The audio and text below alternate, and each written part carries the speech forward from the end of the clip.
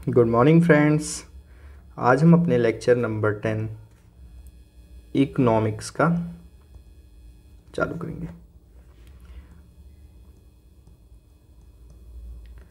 Monetary policy के बारे में हम लोग पढ़ रहे हैं। जैसा कि मैंने पिछले लेक्चर में बताया था, आज हम लोग डिस्कस करेंगे क्वालिटेटिव टूल्स।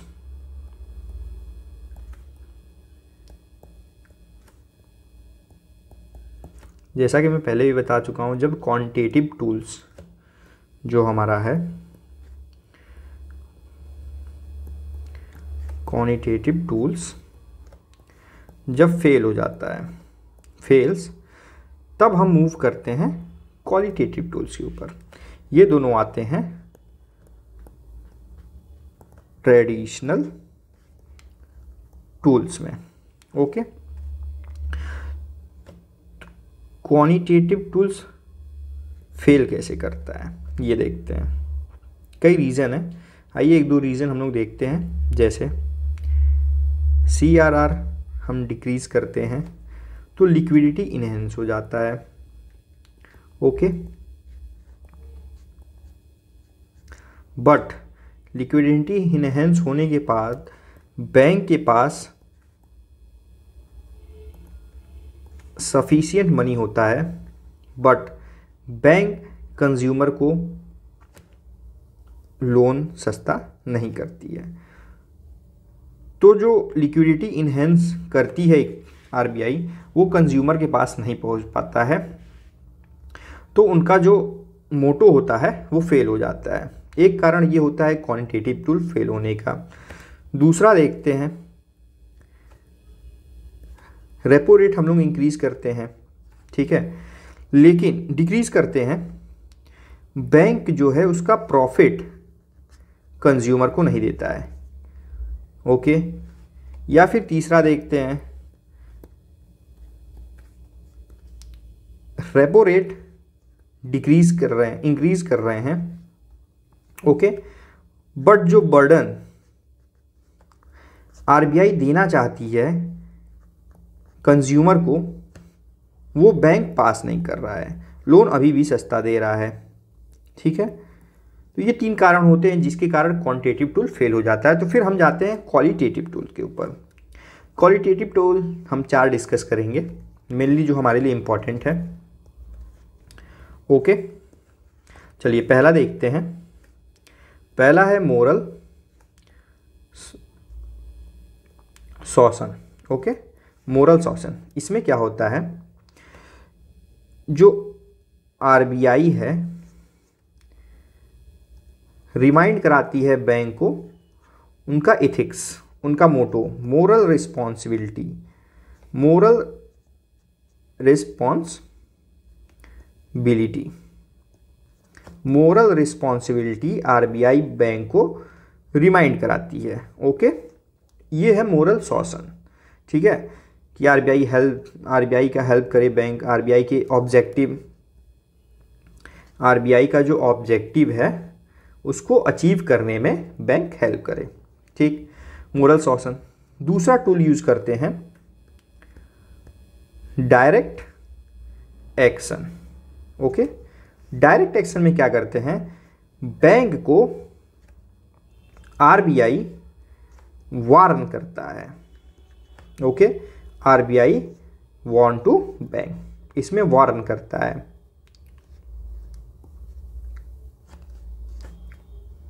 सही से लिख देता हूं, RBI warn to bank. Okay, कभी कभी पेनलाइज भी कर देता है। ओके, वार्न करता है, पेनलाइज करता है, या तो फिर कभी कभी गाइडलाइंस भी देता है। ओके, पेनलाइज करता है, वार्न करता है और गाइडलाइंस देता है।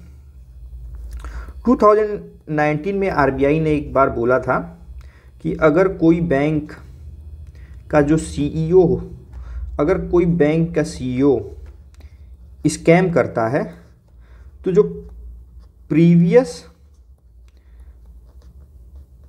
सैलरी है उसको रिटर्न करना होगा, प्लस जो स्कैम रहेगा। ओके, तो क्या देखिए हम डायरेक्ट एक्शन है। डायरेक्ट एक्शन में क्या करती है आरबीआई? वार्न करती है बैंक को, पेनलाइज करती है, गाइडलाइंस देता है। और आरबीआई ने 2019 में बोला था कि अगर बैंक का सीईओ करप्शन करता है या स्कैम करता है तो previous salary plus scam cost उसे देना होगा। ओके, थर्ड टूल देखते हैं। थर्ड टूल है क्रेडिट रेशनिंग। ओके, या फिर हम इसे सेलेक्टिव क्रेडिट कंट्रोल भी कह सकते हैं। ओके, इसे देखते हैं। आरबीआई जो होती है मेक सम रूल्स, आरबीआई कुछ रूल्स बना देगी। How much credit bank should provide to which particular sector. Okay, जैसे कि 100 रुपीज़ बैंक लोन देती है तो इसमें आरबीआई डिवाइड कर देगी कि 10% एग्रीकल्चर को देना है, 10% इंडस्ट्री को देना है, 20% स्टार्टअप्स को देना है। ऐसे रूल बनाएगी और बता देगी कि कितना किस सेक्टर को आपको लोन देना है। ओके, इसे कहते हैं क्रेडिट रेशनिंग या फिर सेलेक्टिव क्रेडिट रेशनिंग। ओके, या कंट्रोल, जो भी कह लीजिए। फिर आता है आप हमारा फोर्थ क्या है? फोर्थ है हमारा मार्जिन रिक्वायरमेंट। मार्जिन रिक्वायरमेंट, इसको देखते हैं। जो सिक्योरिटी होता है उसके वैल्यू को मॉडिफाइड कर देगी RBI. Okay, modified the value of the security which have to be placed in order to borrow a certain amount. Okay, कुछ सर्टेन अमाउंट बैंक को जो बारो करना रहेगा उसके वैल्यू को मॉडिफाइड कर देगी। ठीक है, ये हमारा ट्रेडिशनल टूल खत्म होता है। ओके, क्वांटिटेटिव यूज़ करते हैं। क्वांटिटेटिव जब फेल हो जाता है तो क्वालिटेटिव पे आते हैं, और जब क्वालिटेटिव फेल हो जाता है तो फिर हम आते हैं दूसरे मेथड पे, नॉन ट्रेडिशनल टूल्स पे। ओके, भारत में ना के बराबर यूज हुआ है, not used in India. Okay, चलिए आगे देखते हैं इसके अंदर क्या क्या आता है। पहला देखते हैं इसके अंदर हेलीकॉप्टर मनी। हेलीकॉप्टर मनी या तो फिर आप कह लीजिए हेलीकॉप्टर ड्रॉप। मतलब इसमें आरबीआई जो है पैसा बांटती है, जितना ले सको ले लो। ओके, ये उस कंडीशन में होता है जब लिक्विडिटी ट्रैप हो जाता है। लिक्विडिटी ट्रैप प्रीवियस लेक्चर में आप लोगों को मैं बता चुका हूं। When situation of liquidity trap. ठीक है, लिक्विडिटी ट्रैप में क्या होता है आप लोगों को मालूम ही है। सफिशिएंट मनी बैंक के पास होती है बट बैंक कंज्यूमर को नहीं देता है। ओके, तो ये लिक्विडिटी ट्रैप हो जाता है। इस सिचुएशन में क्या करती है? In this situation according to helicopter drop, इस सिचुएशन में हेलीकॉप्टर ड्रॉप के अंतर्गत सेंट्रल बैंक क्या करती है कि बैंक को एक साइड कर से देती है, असाइड। ठीक है, सेट असाइड, एक साइड छोड़ देती है बैंक को, और क्या करती है गवर्नमेंट को बोलती है increase investment. Okay, investment increase करिए आप, ठीक है। पब्लिक एक्सपेंडिचर इंक्रीज करिए, और इसमें जो खर्चा आता है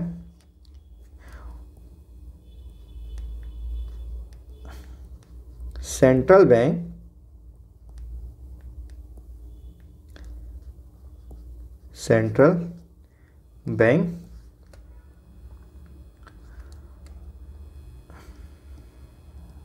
print fresh currency and give to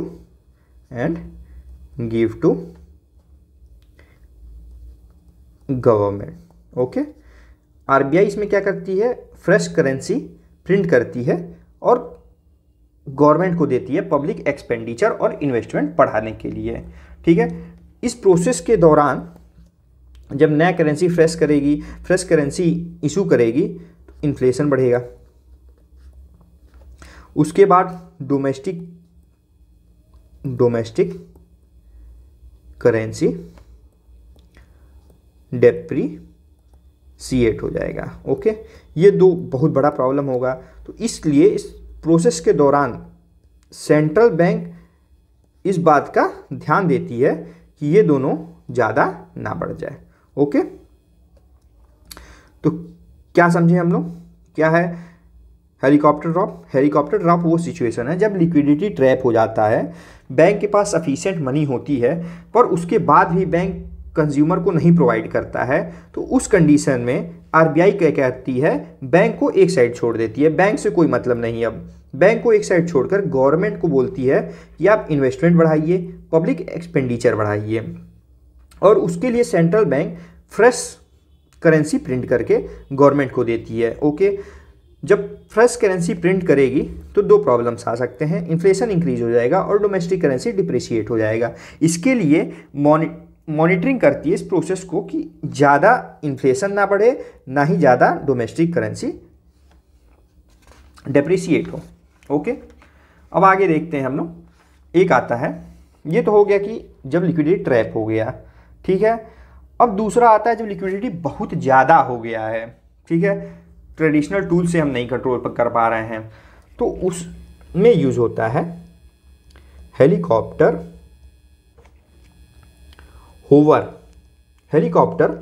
hover का यूज करती है सेंट्रल बैंक, ठीक है। इसमें क्या होता है, reduce the liquidity in the economy. Okay, इसमें लिक्विडिटी को इकोनॉमी में रिड्यूस करना है।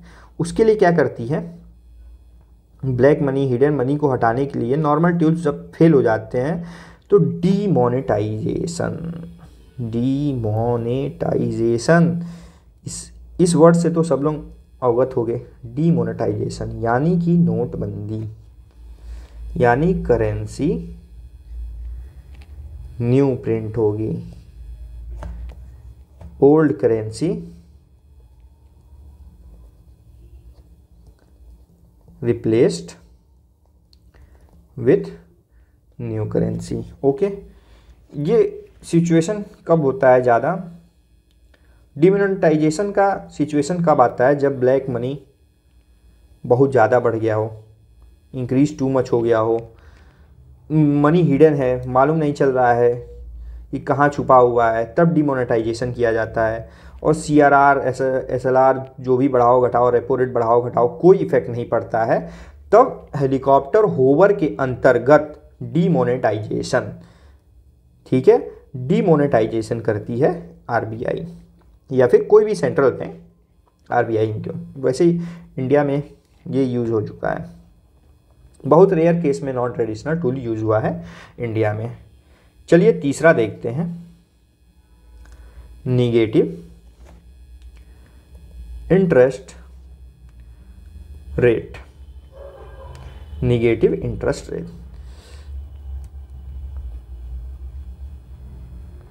जैसे कि आप डिपॉजिट करते हैं, deposit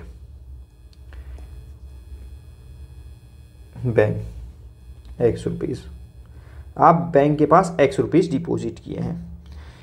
instead of providing interest, आप जैसे 100 रुपया अगर डिपॉजिट करते हैं बैंक के पास तो 2 to 3%, 2 to 6% इनका इंटरेस्ट रेट होता है कि आप कोई 100 रुपये पे देंगी।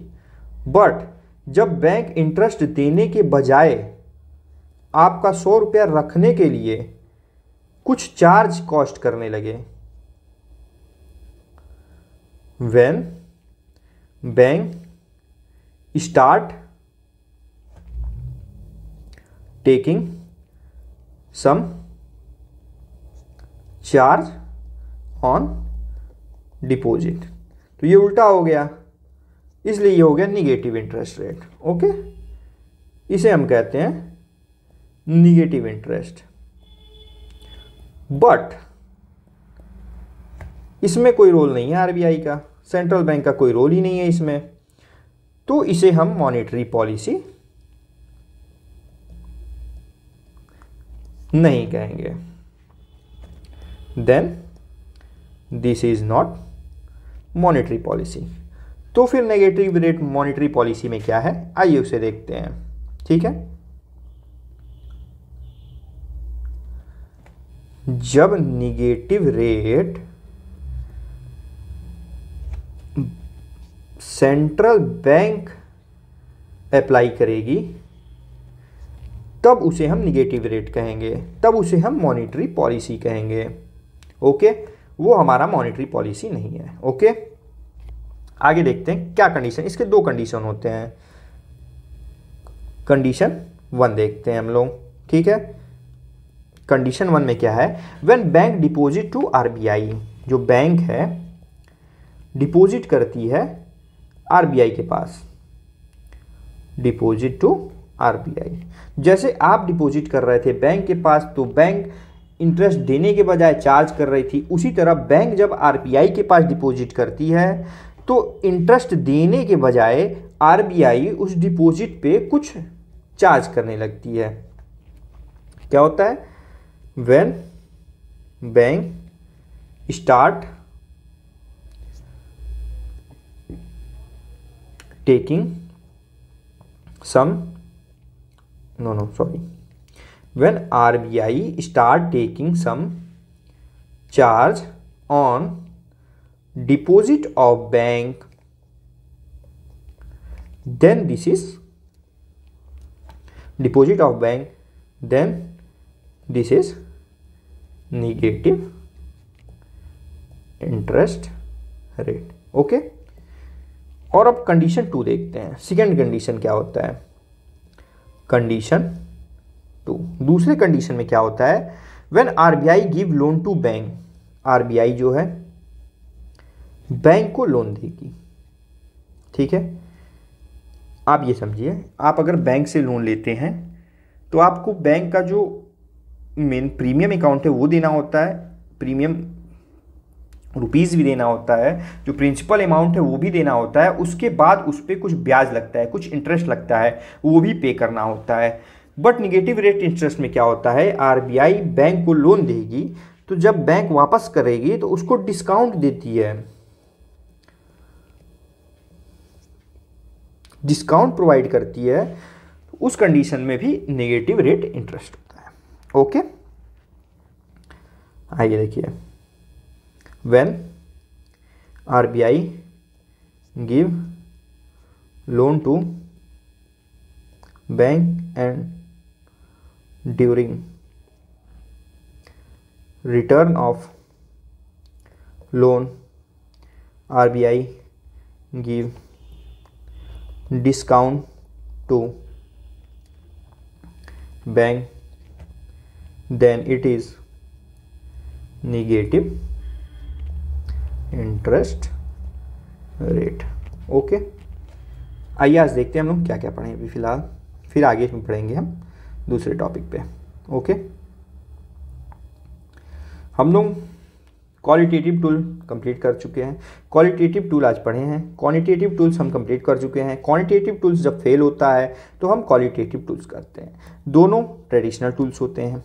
ओके, कारण क्या होते हैं, सीआरआर घटाने के बाद लिक्विडिटी इनहेंस होता है but bank sufficient money consumer को नहीं प्रोवाइड करता है, तो उस कंडीशन में हम, ये हमारा पहला क्वांटिटेटिव फेल हो जाता है। रेपो रेट घटाने के बाद बैंक प्रॉफिट नहीं देता है कंज्यूमर को, या फिर रेपो रेट बढ़ाने के बाद बर्डन बैंक नहीं डालता है कंज्यूमर में को, तो हमारी क्वांटिटेटिव टूल फेल हो जाती है। तो फिर हम क्वालिटेटिव टूल की बात करते हैं। इसमें हम 4 बात किए हैं। मोरल सॉशन, मोरल सॉशन में क्या होता है, आरबीआई बैंक को उसकी ड्यूटी रिमाइंड कराती है, मोरल रिस्पॉन्सिबिलिटी रिमाइंड कराती है कि आरबीआई को उसकी ऑब्जेक्टिव अचीव करने में मदद करो।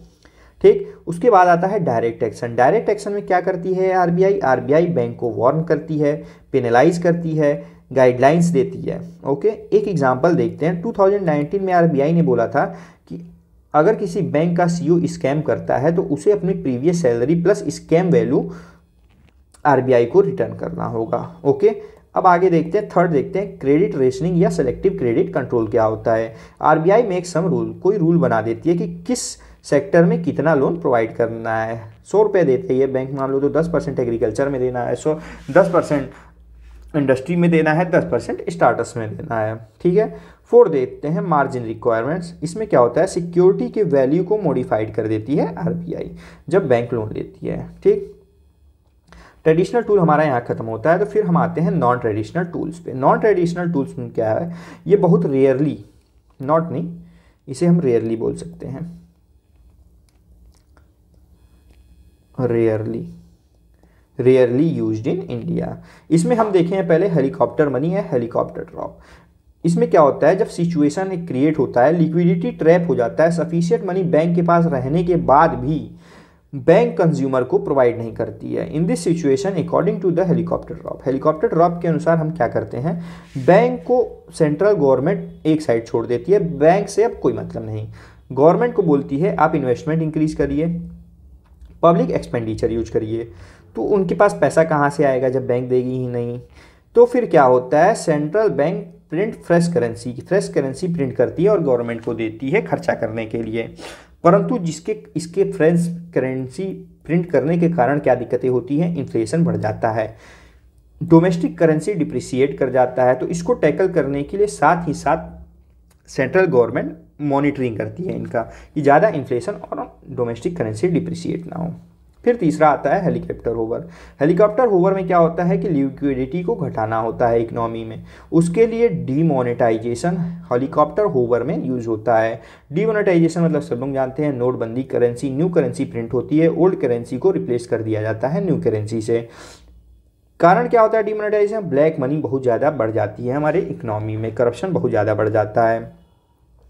उसके बाद देखते हैं negative interest rate. Negative interest rate पहले मैंने आपको एक एग्जांपल बताया है, जैसे कि आप डिपॉजिट करते हैं बैंक के पास X रुपीज़, तो बैंक आपको इंटरेस्ट देने के बजाय इंटरेस्ट चार्ज करने लगता है। When bank start to taking some charge on deposit, this is called negative interest rate.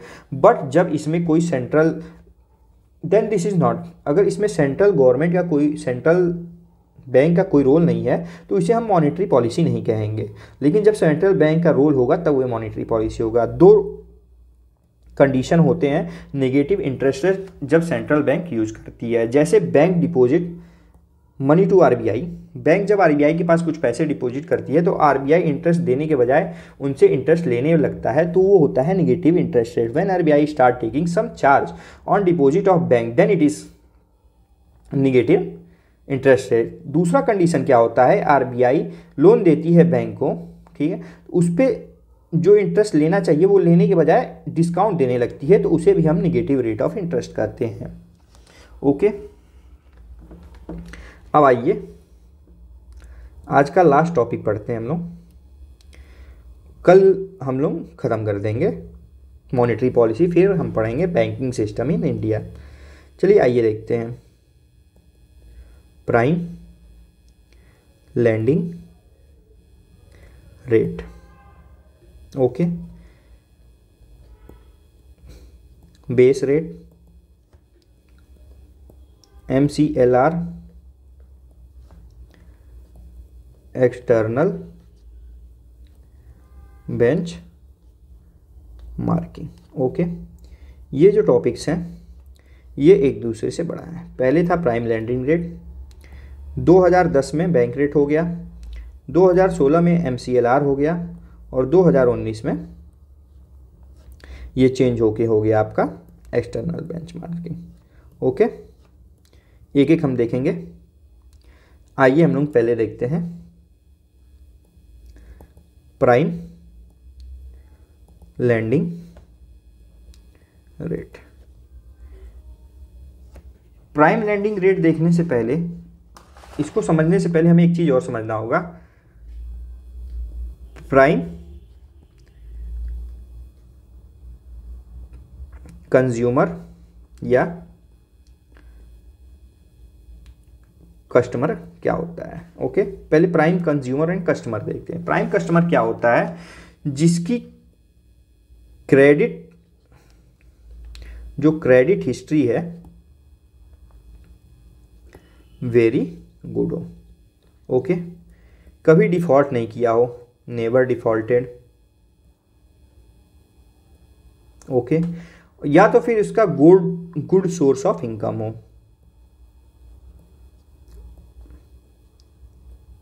चलिए अब हम देखते हैं प्राइम लेंडिंग रेट क्या है। प्राइम लेंडिंग रेट वो है जो बैंक प्राइम कस्टमर्स को बहुत कम रेट पे, जो प्राइम लेंडिंग रेट है उस रेट पे लोन देती है नॉर्मल पर्सन के बिलोंग पे। Okay, bank provide loan at lower interest rate to the prime customers and that rate of interest termed as prime lending rate। जैसे कि मान लीजिए 6 तो होता नहीं है, 8% रेट, इंटरेस्ट रेट लोन देते वक्त बैंक चार्ज करती है। ओके, लेकिन जो प्राइम लेंडिंग कस्टमर होते हैं उनको ये 2%, 3%, 4% पे भी दे देती है। ओके, एंड ये रेट ऑफ इंटरेस्ट, जो ये रेट है, जो प्राइम लेंडिंग रेट, ये नेगोशिएबल भी है। मतलब कि अगर बैंक 2% मांग रही है, अगर वो 1% पे नेगोशिएट कर देते हैं तो बैंक 1% पे भी दे देती है। ठीक है, तो इससे आरबीआई ने चेंज किया 2010 में। 2010 RBI replaced prime sector prime lending rate to base rate. अब बेस रेट में क्या हुआ, आइए देखते हैं। बेस रेट में RBI fix rate of interest. अब बैंक किसी भी व्यक्ति को इस फिक्स्ड रेट ऑफ इंटरेस्ट से नीचे नहीं दे सकती है। Okay, except bank, employ and farmer. Okay, bank rate में क्या हुआ, बैंक रेट में आरबीआई ने एक फिक्स रेट ऑफ इंटरेस्ट कर दिया जिसके नीचे कोई भी नहीं दे सकता है, और ये bank rate declared every month. Okay, उसके बाद ये नॉन नेगोशिएबल भी है, कोई भी इस पे कैसा भी रहे नेगोशिएट नहीं कर सकता है।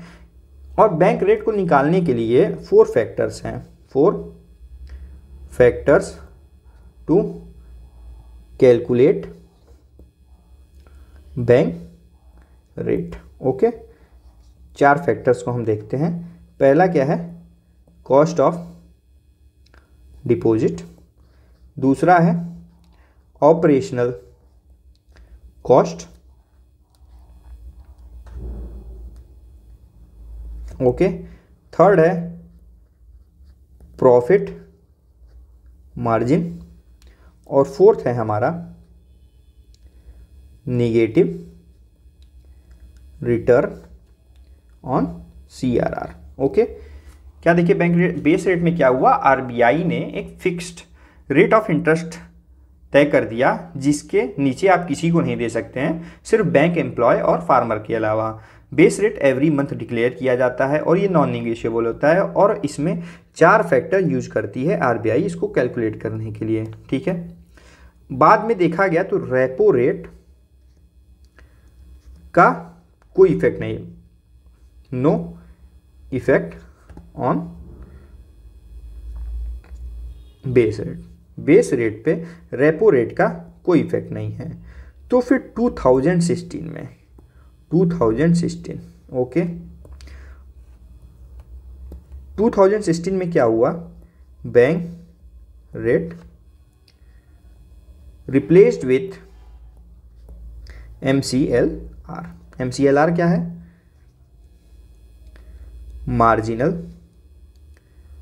Cost of funds based lending rate. Okay, marginal cost of fund lending based lending rate, same as base rate. याद रखिए, same as base rate, only one change, only one change. Okay, इसमें क्या होता है, रेट ऑफ इंटरेस्ट फिक्स हो गया, rate of interest fixed. Okay, non negotiable except bank employ plus farmer. Okay, but इसमें change क्या किया, calculation of MCLR।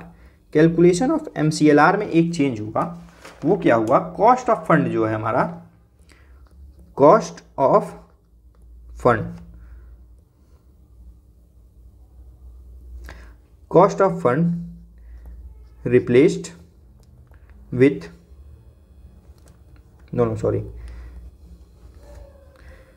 Cost of deposit replaced with cost of fund. अब यहां पे now effect of repo rate seen, यहां repo rate का effect seen करने लगा, बट इसको कैलकुलेट करना बहुत डिफिकल्ट था। But to calculate this very difficult task. Okay, तो फिर आरबीआई ने क्या किया, एक इंटरनल स्टडी ग्रुप कॉन्स्टिट्यूट किया, then RBI constitute one internal study group. Okay, RBI ने एक इंटरनल स्टडी ग्रुप बनाया टू एग्जामिन करने के लिए internal bench mark like repo rate MCLR। Okay, तो इनकी फाइंडिंग्स में क्या निकला कि जो इंटरनल बेंचमार्क है उसका वो फेल्ड है, प्रॉपर मॉनेटरी पॉलिसी ट्रांसमिशन में fail to provide proper monetary policy transmission. Okay, फिर उसके बाद क्या हुआ, 1 अक्टूबर 2019 को आरबीआई ने MCLR को replaced with external bench mark. Okay, क्या किया आरबीआई ने, एक्सटर्नल बेंच मार्क से रिप्लेस कर दिया MCLR को। अब इसमें क्या किया आरबीआई ने,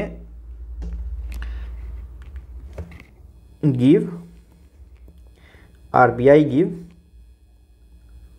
4 बेंच मार्क। ओके, और 4 बेंच मार्क दिया, उसे आप पहले हम लोग देखते हैं। पहला क्या है, आरबीआई रेपो रेट जो रिलीज करती है, दूसरा क्या है, government of India 3 month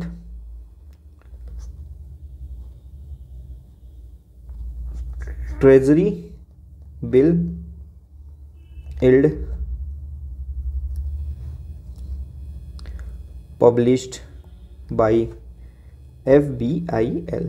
okay, तीन, पहला क्या है रेपो रेट जो आरबीआई निकालती है वो, दूसरा क्या है गवर्नमेंट ऑफ इंडिया का 3 महीने का जो treasury bill yield published FBIL करेगी वो, या तो फिर तीसरा क्या है 6 month treasury bill yield published by FBIL। और फोर्थ क्या है, कोई भी benchmark, any benchmark published by FBIL। Okay, FBIL क्या है देख लेते हैं। FBIL है एक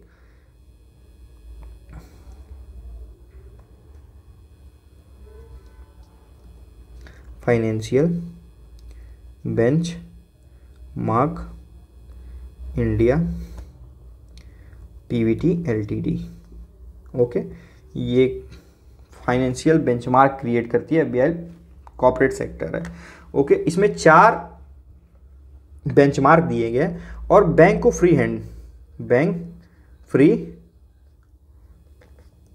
to use any benchmark. Okay, क्या हुआ, ये 4 बेंचमार्क आरबीआई ने बता दिया, इसमें से किसी भी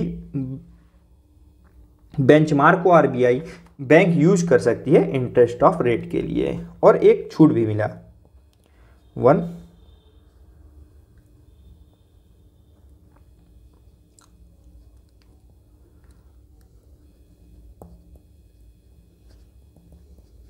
एक बेनिफिट इसमें दिया आरबीआई ने बैंक को, higher rate of interest for risk borrower. जो रिस्क बोरोवर हैं उनसे bank higher rate of interest charge कर सकती है। ओके, और ये जो बेंचमार्क है, benchmark released and revised every 3rd month. Okay, इसके बाद क्या हुआ, ये तो हमारा इस समय चल रहा है कि यही 4 बेंचमार्क के हिसाब से आरबीआई तय करती है कि इंटरेस्ट ऑफ रेट क्या लेना है। बट इसको लागू करने के बाद आरबीआई का एक रिपोर्ट आया, आरबीआई रिपोर्ट, उसमें बताया गया कि after this reduction in lending rates considerably। Okay, lending rate जो है वो कम हो रहा है considerably। Okay, thank you. Next lecture में हम मॉनेटरी पॉलिसी खत्म कर देंगे। नेक्स्ट लेक्चर में हम लोग पढ़ेंगे अपकमिंग क्या है हम लोग का,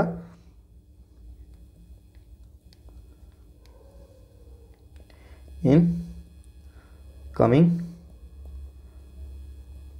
lecture. Okay, in coming lecture में हम लोग देखेंगे exchange rate determination of domestic currency. Okay, अगले लेक्चर में हम लोग देखेंगे exchange rate determination of domestic currency, और उसके बाद हम लोग देखेंगे LTRO एंड TLTRO। तब तक आप लोग इसको खोजिए, ये क्या है, इसका फुल फॉर्म क्या है। और आप हमारे इस लेक्चर का, हमारे इस क्लास का नोट्स हमारे इंस्टाग्राम ID के बायो में लिंक है टेलीग्राम का, या फिर इस वीडियो के डिस्क्रिप्शन में भी मिल जाएगा, आप वहाँ से डाउनलोड कर सकते हैं। या फिर आपको कोई क्वेरी हो तो हमें इंस्टा पे फॉलो करिए, और अच्छे वीडियो के लिए और अच्छे क्लासेस के लिए यूपीएससी में आसानी से पढ़ने के लिए इसको फॉलो करिए, और कोई क्वेरी हो तो आप हमसे पूछ सकते हैं।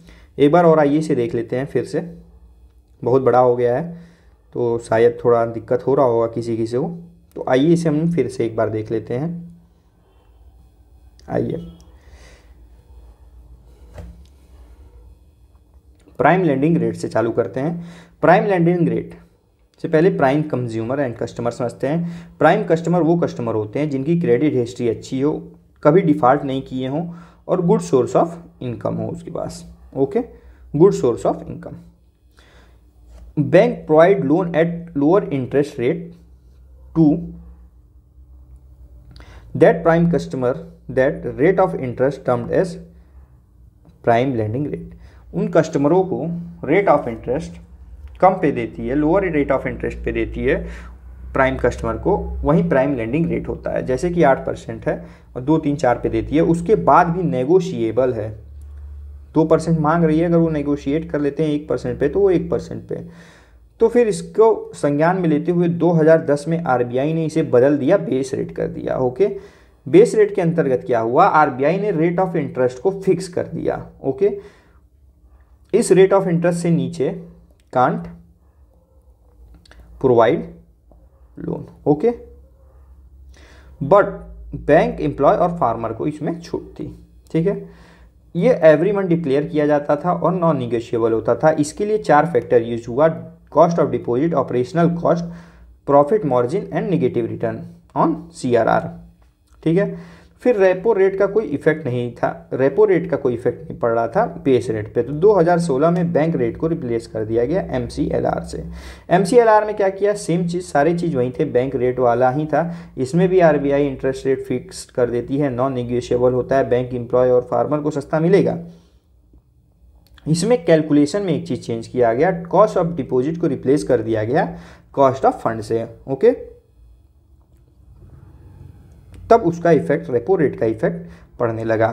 बट कैलकुलेट करना बहुत दिक्कत था, very difficult task to calculate MCLR and all 4 factors. Then RBI constitute internal study group, एक इंटरनल स्टडी ग्रुप बनाया एग्जामिन करने के लिए internal benchmark like repo rate और एमसीएलआर को। तो उनकी स्टडी में ये पाया गया कि जो इंटरनल बेंचमार्क है वो फेल हो जा रहा है मॉनेटरी पॉलिसी ट्रांसमिशन में।